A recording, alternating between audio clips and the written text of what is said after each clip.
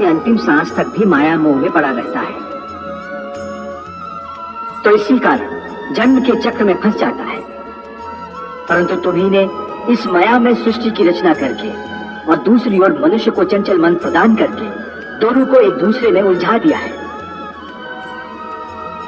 पग पग पर मनुष्य के बहकने के लिए अनगिनत आकर्षण पैदा किए हैं। मनुष्य इसके जाल में उलझा रहता है। और क्षमा करना, तुम्हें जाल बिछाकर किसी शिकारी या बहेलिए की भांति जाल में फंसे मनुष्य के हाथ पैर मारने, उसके छटपटाने का तमाशा देखते रहते हो। नहीं अर्जुन, मैं तमाशा नहीं देखता, बल्कि अपनी माया की लीला देखता हूँ। फिर भी केवल निहारते ही रहते हो ना, सहायता तो नहीं करते।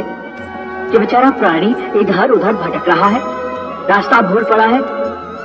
तुम्हारे मन में बेचारे मनुष्य की सहायता करने का विचार तभी नहीं आता कि आगे बढ़कर उसका हाथ थाम लो, उससे सच्चा रास्ता दिखाऊं। बिल्कुल आता है, और मैं मनुष्य की सहायता भी करता हूँ। परंतु कब कब करते हो तुम उसकी सहायता? मैं तो देख रहा हूं कि तुमने कर्म का विधान बना दिया है, जन्म मरण का चक्र चला दिया है और इस चक्रव्यूह में मनुष्य को फंसा दिया है। ये तो कोई बात नहीं हुई, ये तो कोई सहायता नहीं हुई। मैं सहायता अवश्य करता हूँ। अपने भक्त को मैं कभी बेसहारा नहीं छोड़ता। परंतु मनुष्य मेरी ओर देखे सहायता के लिए, मेरी ओर बढ़े तो मैं उसकी सहायता करूँ ना। परंतु वो मेरी ओर बढ़ने के बजाय अपने अहंकार में डूबा रहता है, अपने बाहुबल के घमंड में पड़ा रहता है। वो तो इस भ्रम में पड़ा रहता है कि संसार में उससे बढ़कर कोई नहीं है। वो तो केवल अपनी बुद्धि और अपने बल पर ही भरोसा करता है। अपने बाहुबल पर उसे अपने परमात्मा से भी अधिक विश्वास होता है।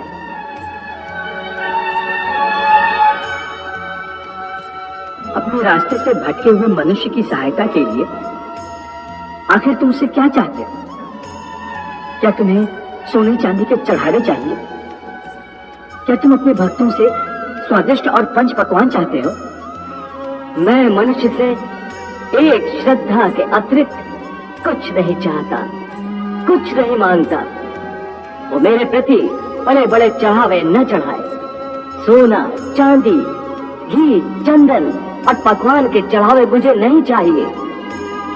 श्रद्धा और भक्ति भाव से एक फल, एक फूल, फूल की एक पत्ती, जल का एक कतरा या चावल का आधा दाना ही सही, मैं उसको भी भक्त की श्रद्धा से कहीं अधिक श्रद्धा से स्वीकार कर लेता हूँ। पत्रम पुष्पम फलम तोयम यो मे भक्त्या प्रयच्छति तद अहम भक्ति उपहृतम अश्नामि प्रयतात्मनः। अरे इतना भी ना हो सके तो श्रद्धा या भक्ति का एक आंसू ही सही, मैं उसे भी कबूल कर लेता हूँ। श्रद्धा में डूबे उस एक आंसू में मेरा सारा अस्तित्व सराबोर हो जाता है। भक्ति अथवा पश्चाताप का ये आंसू चाहे लाखों पाप करने के बाद अंतिम क्षण में क्यों न बहाया गया हो, मैं उस अनुपम भेंट को भी स्वीकार कर लेता हूँ और मनुष्य के सारे पापों को उस आंसू से धोकर उसे नवजात शिशु की तरह निष्पाप कर देता हूँ, उसका कल्याण करता हूँ, उसे मुक्ति देता हूँ। केवल एक फल, फूल या पत्ते को अर्पण करने पर ही मुक्ति दे देते हो। फिर कर्म विकर्म, पाप पुण्य, धर्म विधान सब यूं ही रह जाते हैं। ये धर्म, ये विधान और उसके सारे सिद्धांत तो चंद्रमा और अनगिनत तारों की भांति होते हैं जो अधर्म और अज्ञान के अंधकार में झिलमिलाते रहते हैं। परंतु जब भक्ति का सूर्य उदय होता है तो ये सब के सब छुप जाते हैं। अर्थात भक्ति का स्थान इतना ऊंचा है कि धर्म भी उसके सामने तुच्छ हो जाता है। हाँ, परंतु आसक्ति से रहित भक्ति, जिसके लिए किसी पंडित प्रवचन, किसी पूजा सामग्री की कोई आवश्यकता नहीं। हाँ, केवल एक शर्त है। वो शर्त क्या है मधुसूदन? पूर्ण श्रद्धा और पूर्ण भक्ति से अपने आप को, अपने सारे कर्मों को मेरे प्रति समर्पित कर दो। बस मैं अपने ऐसे भक्त को सब कुछ भुलाकर उसे मुक्ति दे देता हूँ।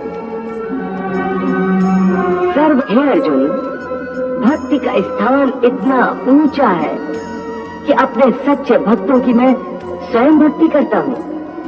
ये क्या कह रहे हो मधुसूदन? भला परमात्मा होकर तुम किसी भक्त की भक्ति कैसे कर सकते हो? यदि परमात्मा भी भक्त हो गया तो फिर दोनों में क्या अंतर रह जाएगा? यही अंतर तो मिटाना चाहता हूँ मैं। भक्ति, भक्त और भगवान के बीच कोई सीमा रेखा नहीं खिंचती।